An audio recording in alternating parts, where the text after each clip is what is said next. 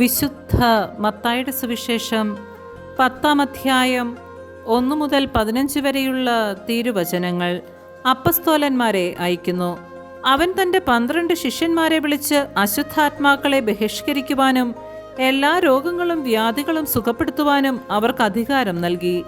ആ 12 അപ്പസ്തോലന്മാരുടെ പേരുകൾ: ഒന്നാമൻ പത്രോസ് എന്ന് വിളിക്കപ്പെടുന്ന ശിമയോൻ, അവൻ്റെ സഹോദരൻ അന്ത്രയോസ്, സെബദിയുടെ പുത്രനായ യാക്കോബ്, അവൻ്റെ സഹോദരൻ യോഹന്നാൻ, പീലിപ്പോസ്, ബർത്തലോമിയോ, തോമസ്, ചുങ്കക്കാരൻ മത്തായി, ഹൽപ്പയുടെ പുത്രൻ യാക്കോബ്, തദേവൂസ്, കാനാൻകാരൻ ശിമയോൻ, യേശുവിനെ ഒറ്റിക്കൊടുത്ത യൂദാസ് കറിയോത്ത.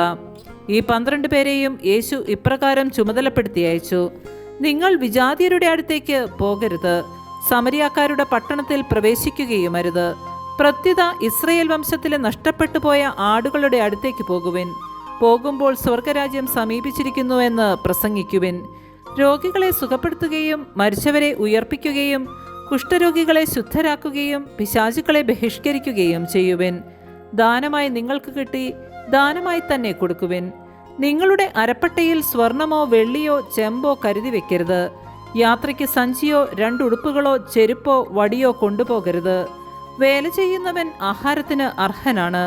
നിങ്ങൾ ഏതെങ്കിലും പട്ടണത്തിലോ ഗ്രാമത്തിലോ പ്രവേശിക്കുമ്പോൾ അവിടെ യോഗ്യതയുള്ളവൻ ആരെന്ന് അന്വേഷിക്കുകയും അവിടം വിടുന്നതുവരെ അവനോടുകൂടെ താമസിക്കുകയും ചെയ്യുവിൻ.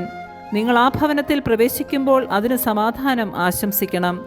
ആ ഭവനം അർഹതയുള്ളതാണെങ്കിൽ നിങ്ങളുടെ സമാധാനം അതിൽ വസിക്കട്ടെ.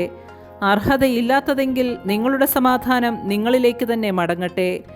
ആരെങ്കിലും നിങ്ങളെ സ്വീകരിക്കാതെയോ നിങ്ങളുടെ വചനം ശ്രവിക്കാതെയോ ഇരുന്നാൽ ആ ഭവനം അഥവാ പട്ടണം വിട്ടുപോരുമ്പോൾ നിങ്ങളുടെ പാദങ്ങളിലെ പൊടി തട്ടിക്കളയുവിൻ. വിധി ദിവസത്തിൽ ആ പട്ടണത്തേക്കാൾ സോദോം ഗൊമോറ ദേശങ്ങൾക്ക് കൂടുതൽ ആശ്വാസമുണ്ടാകുമെന്ന് സത്യമായി ഞാൻ നിങ്ങളോട് പറയുന്നു. നമ്മുടെ കർത്താവായ മിശിഹായ്ക്ക് സ്തുതി.